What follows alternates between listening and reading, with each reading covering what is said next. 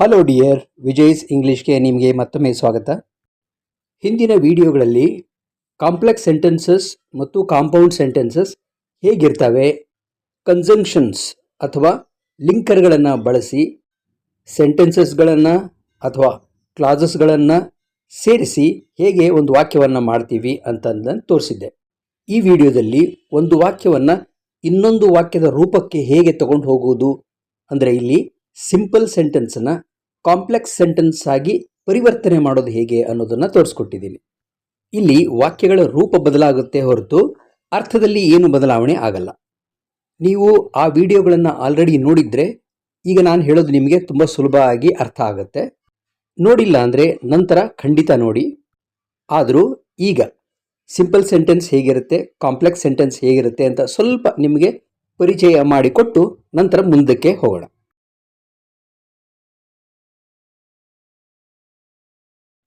ಇಲ್ಲಿರುವ 5 ವಾಕ್ಯಗಳು simple sentences.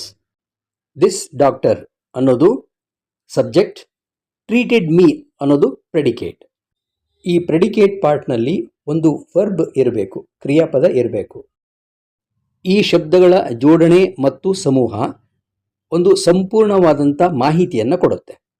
ಸಂಪೂರ್ಣವಾಗಿ ಅರ್ಥ ಇದೆ ಇದರಲ್ಲಿ. 5ನೇ ವಾಕ್ಯದಲ್ಲಿ ಪೀಪಲ್ ಆಫ್ ಡಿಫ್ರೆಂಟ್ ಫೇತ್ಸ್ ಅನ್ನೋದು ಸಬ್ಜೆಕ್ಟ್, ಲಿವ್ ಇನ್ ಇಂಡಿಯಾ ಅನ್ನೋದು ಪ್ರೆಡಿಕೇಟ್. ಈ ವಾಕ್ಯಗಳಲ್ಲಿ ಸಬ್ಜೆಕ್ಟ್ ಕೇವಲ ಒಂದೇ ಇದೆ. ಅದೇ ಕಾಂಪ್ಲೆಕ್ಸ್ ಸೆಂಟೆನ್ಸಸ್ನಲ್ಲಿ ಇನ್ನೊಂದು ಸಬ್ಜೆಕ್ಟ್ ಇರುತ್ತೆ, ಇನ್ನೊಂದು ಪಾರ್ಟಲ್ಲಿ. ಅದು ಹೇಗಿರುತ್ತೆ ಅಂತ ನೋಡೋಣ. She is the lady who came yesterday. ನಿನ್ನೆ ಯಾರು ಬಂದಿದ್ದರೋ ಆಕೆಯೇ ಈ ಮಹಿಳೆ. ಈ ವಾಕ್ಯದಲ್ಲಿ 2 ಪಾರ್ಟ್ಗಳಿವೆ. ಮೊದಲನೆಯ ಭಾಗ ಶಿ ಈಸ್ ದ ಲೇಡಿ. ಇದಿಷ್ಟೇ ಭಾಗಕ್ಕೆ ತನ್ನದೇ ಆದಂಥ ಸಂಪೂರ್ಣವಾದ ಅರ್ಥ ಇದೆ. ಆದರೂ ಇದು ವಾಕ್ಯದ ಒಂದು ಭಾಗ ಅಷ್ಟೇ. ಅದಕ್ಕೆ ಇದನ್ನು ಮೇನ್ ಕ್ಲಾಸ್ ಅಂತಾರೆ. ಇನ್ನೊಂದು ಪಾರ್ಟ್ ಹೂ ಕೇಮ್ ಯೆಸ್ಟರ್ಡೇ ಅಂತಿದೆಯಲ್ಲ, ಇದರಲ್ಲಿ ಹೂ ಅನ್ನೋದೇನಿದೆ ಇದು ಸಬ್ಜೆಕ್ಟ್ ಆಗುತ್ತೆ. ಅದಕ್ಕೋಸ್ಕರ ಇದಕ್ಕೆ ತನ್ನದೇ ಆದಂತಹ ಸಬ್ಜೆಕ್ಟ್ ಇದೆ ಮತ್ತು ಕೇಮ್ ಅನ್ನೋ ವರ್ಬ್ ಇದೆ.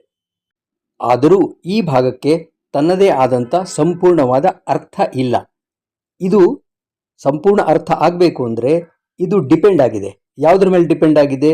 ಶಿ ಈಸ್ ದ ಲೇಡಿ ಅಂತಿದೆಯಲ್ಲ, ಅದರ ಮೇಲೆ ಡಿಪೆಂಡ್ ಆಗಿದೆ. ಅದಕ್ಕೆ ಇದನ್ನು ಡಿಪೆಂಡೆಂಟ್ ಕ್ಲಾಸ್ ಅಂತ ಕರೀತಾರೆ. ಇಲ್ಲಿ ಈ ಹೂ ಅನ್ನೋ ಶಬ್ದ ಇದೆಯಲ್ಲ, ಇದು ಸೆಂಟೆನ್ಸ್ ಕರೆಕ್ಟರ್ ಅಂತ ಅನ್ಸ್ಕೊಳ್ಳುತ್ತೆ, ಅಥವಾ ಇದನ್ನು ನಾವು ಕನ್ಜಂಕ್ಷನ್ ಅನ್ಬೋದು, ಅಥವಾ ಲಿಂಕರ್ ಅನ್ಬೋದು. 2ನೆಯ ವಾಕ್ಯ this is the paper that I wanted. That I wanted ಅಂದರೆ ಯಾವುದು ನನಗೆ ಬೇಕಾಗಿತ್ತೋ. ನೋಡಿ, ಈ ಪಾರ್ಟ್ ಏನಾದರೂ ಸಂಪೂರ್ಣ ಅರ್ಥ ಇದೆಯಾ? ಅದಕ್ಕೋಸ್ಕರ ಇದನ್ನು ಡಿಪೆಂಡೆಂಟ್ ಕ್ಲಾಸ್ ಅಂತ ಕರಿತೀವಿ, ಅಥವಾ ಇದನ್ನು ಸಬಾರ್ಡಿನೇಟ್ ಕ್ಲಾಸ್ ಅಂತ ಕೂಡ ಹೇಳ್ತಾರೆ.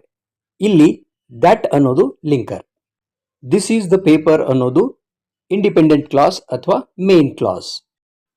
He returned the money when I forced him. When I forced ಅಂದರೆ ಯಾವಾಗ ನಾನು ಅವನ ಮೇಲೆ ಒತ್ತಡ ಹಾಕಿದೆನೋ ಆಗ ಅವನು ನನಗೆ ಹಣವನ್ನು ಹಿಂದಿರುಗಿಸಿದ. ಇಲ್ಲಿ when ಅನ್ನೋದು ಕಂಜಂಕ್ಷನ್ ಅಥವಾ ಲಿಂಕರ್, ಐ ಅನ್ನೋದು ಸಬ್ಜೆಕ್ಟ್, ಫೋರ್ಸ್ಡ್ ಅನ್ನೋದು ವರ್ಬ್, ಹಿಮ್ ಅನ್ನೋದು object. So when I forced him ಅನ್ನೋದು dependent clause or subordinate clause. ಈಗ ಸಿಂಪಲ್ ಸೆಂಟೆನ್ಸಸ್ ಮತ್ತು ಕಾಂಪ್ಲೆಕ್ಸ್ ಸೆಂಟೆನ್ಸಸ್ನಲ್ಲಿ ಏನೇನು ವ್ಯತ್ಯಾಸ ಇದೆ ಅನ್ನೋದು ಕ್ಲಿಯರ್ ಆಗಿ ಅರ್ಥ ಆಗಿದೆ ಅಂತ ನಾನು ಭಾವಿಸ್ತೀನಿ. ಈಗ ಟ್ರಾನ್ಸ್ಫಾರ್ಮೇಷನ್ಗೆ ಹೋಗೋಣ. Changing simple sentence into a complex sentence. This doctor treated me. Now to make it a complex sentence, the main thing is that we have to create a dependent clause or a subordinate clause. Doctor is a person, so our connector should be who. So the subordinate clause would be who treated me. The first part, this doctor, is only a phrase, not a clause. Let us add a verb to it. Is a verb.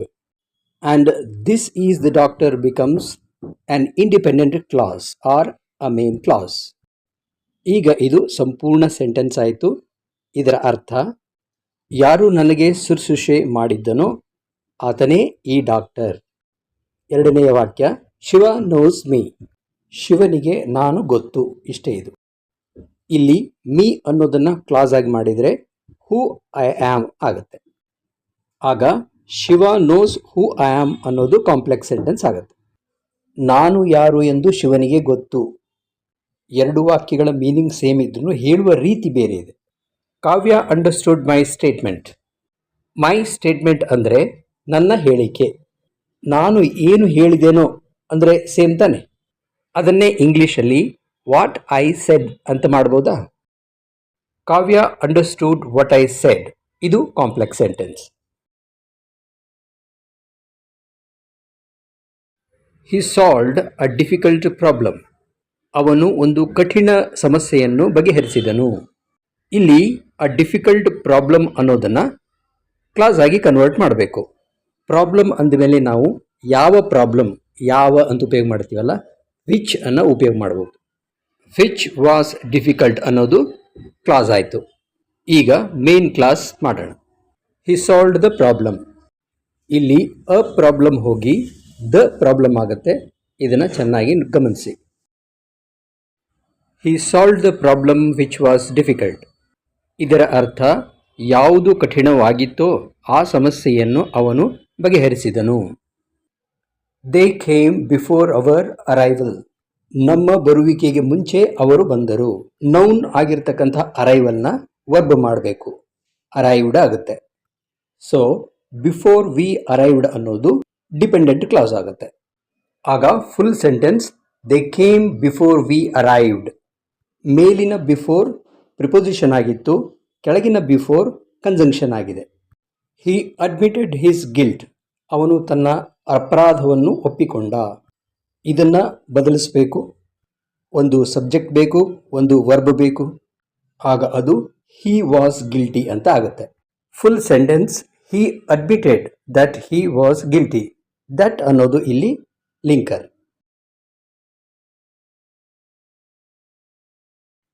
He told us to go. ಇಲ್ಲಿ us to ಗೋ ಇದನ್ನು class ಆಗಿ convert ಮಾಡಬೇಕು. We should go ಅಂತ ಮಾಡಿದರೆ ಸರಿ ಇರುತ್ತೆ ಅಲ್ವಾ? ಇದಕ್ಕೆ ಒಂದು ಲಿಂಕರ್ನ ಸೇರಿಸಬೇಕು. ದಟ್ ಅನ್ನೋದು ಪಕ್ಕ ಸೂಟಬಲ್ ಆಗುತ್ತೆ ನೋಡಿ. So the complex sentence is he told that we should go. ಮೊದಲನೇ ವಾಕ್ಯದಲ್ಲಿ ಅವನು ನಮಗೆ ಹೋಗಲು ಹೇಳಿದನು ಅಂತಾಗಿತ್ತು. ನಾವು ಹೋಗಬೇಕು ಎಂದು ಅವನು ಹೇಳಿದನು. ಹಿ ಸೋಲ್ಡ್ ದಿಸ್ ಹೌಸ್ ರೀಸೆಂಟ್ಲಿ. ಇತ್ತೀಚೆಗೆ ಅವನು ಈ ಮನೆಯನ್ನು ಮಾರಿದನು. ಇತ್ತೀಚೆಗೆ ಅವನು ಯಾವ ಮನೆಯನ್ನು ಮಾರಿದನೋ ಅದೇ ಈ ಮನೆ ಅಂತ ಹೇಳ್ಬೋದಾ? This is the house which he sold recently ಅಥವಾ this is the house that he sold recently, ಎರಡು ಸರಿ. Seeing him I stopped. ಅವನನ್ನು ನೋಡುತ್ತಲೇ ನಾನು ನಿಂತುಕೊಂಡೆ. As I saw him I stopped. ಇಲ್ಲಿ ಆಸ್ ಅನ್ನೋದು ಲಿಂಕರ್. ನಾನು ಅವನನ್ನು ನೋಡುತ್ತಲೇ ನಿಂತುಕೊಂಡೆ. Being sick, Rani attended the meeting. ಅನಾರೋಗ್ಯದಿಂದ ಇದ್ದಾಗಲೂ ರಾಣಿ ಮೀಟಿಂಗ್ಗೆ ಹಾಜರಾದಳು. ಈ ಬೀಯಿಂಗ್ ರೀಪ್ಲೇಸ್ ಮಾಡಿ ಈಸನ್ನು ಹಾಕೋಬಹುದು. ರಾಣಿ ಅನಾರೋಗ್ಯದಿಂದ ಇದ್ದಾಗ್ಯೂ, ಆ ಇದ್ದಾಗ್ಯೂ ಅಂತ ಯೂಸ್ ಮಾಡ್ತೀವಲ್ಲ, ಅದಕ್ಕೆ ದೋ ಅನ್ನು ಉಪಯೋಗ ಮಾಡ್ತೀವಿ.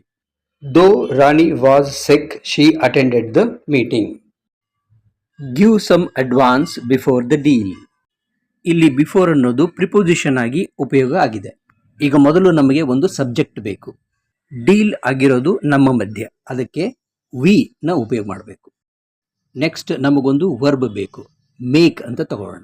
ಯಾಕಂದ್ರೆ ಡೀಲ್ ಮಾಡುವುದು ಅಂತ ಹೇಳೋಕೆ ಮೇಕ್ ದ ಡೀಲ್ ಅಂತ ಹೇಳ್ತೀವಿ. ಈಗ ನಮಗೊಂದು ಲಿಂಕರ್ ಬೇಕು. ಡೀಲ್ ಮಾಡುವುದಕ್ಕೆ ಮುಂಚೆ ಅಂತಿದೆ. ಸೊ ಮುಂಚೆ ಅಂದ್ರೆ ಬಿಫೋರ್ನೇ ಉಪಯೋಗ ಮಾಡಬೇಕು. Before we make the deal. ಈಗ ಇದು ಕ್ಲಾಸ್ ಆಯಿತು. ಇದು ಪೂರ್ಣ sentence.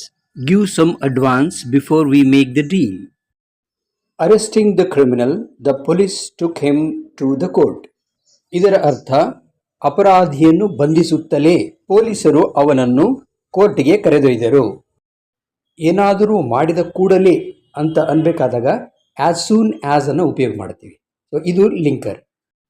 As soon as the police arrested the criminal they took him to the court. ಇದು complex sentence. Practice regularly for improvement. ಇಂಪ್ರೂವ್ಮೆಂಟ್ಗಾಗಿ ನಿಯಮಿತವಾಗಿ ಅಭ್ಯಾಸ ಮಾಡಬೇಕು. ರೆಗ್ಯುಲರ್ ಪ್ರಾಕ್ಟೀಸ್ ಮಾಡು, ಅದರಿಂದ ಇಂಪ್ರೂವ್ ಆಗ್ತೀಯಾ ಅಂತ ಹೇಳ್ಬೋದಾ? ಅದನ್ನೇ ಇಂಗ್ಲೀಷಲ್ಲಿ practise regularly so that you can improve. ಇಲ್ಲಿ ಸೋ ದ್ಯಾಟ್ ಅನ್ನೋದು ಲಿಂಕರ್. ಇದನ್ನು ಇನ್ನೊಂದು ರೀತಿಯಲ್ಲಿ ಕೂಡ ಹೇಳ್ಬೋದು. ರೆಗ್ಯುಲರ್ ಪ್ರಾಕ್ಟೀಸ್ ಮಾಡದೇ ಇದ್ದರೆ ಇಂಪ್ರೂವ್ ಆಗಲ್ಲ ಅಂತ ನೆಗೆಟಿವಲ್ಲಿ ಹೇಳ್ಬೋದು. Unless you practice regularly you cannot improve. ಚೆನ್ನಾಗಿ ಅರ್ಥ ಆಗಿದೆ ಅಂತ ಭಾವಿಸ್ತೀನಿ. ಕಾಂಪ್ಲೆಕ್ಸ್ ಸೆಂಟೆನ್ಸಸ್ನ ಸಿಂಪಲ್ ಸೆಂಟೆನ್ಸಸ್ ಆಗಿ ಅಥವಾ ಕಾಂಪೌಂಡ್ ಸೆಂಟೆನ್ಸಸ್ ಆಗಿ ಹೇಗೆ ಮಾಡಬೇಕು ಅಂತ ತೋರಿಸ್ಕೊಡ್ತೀನಿ. ಸಬ್ಸ್ಕ್ರೈಬ್ ಮಾಡಿಕೊಂಡ್ರೆ ಸಂತೋಷ.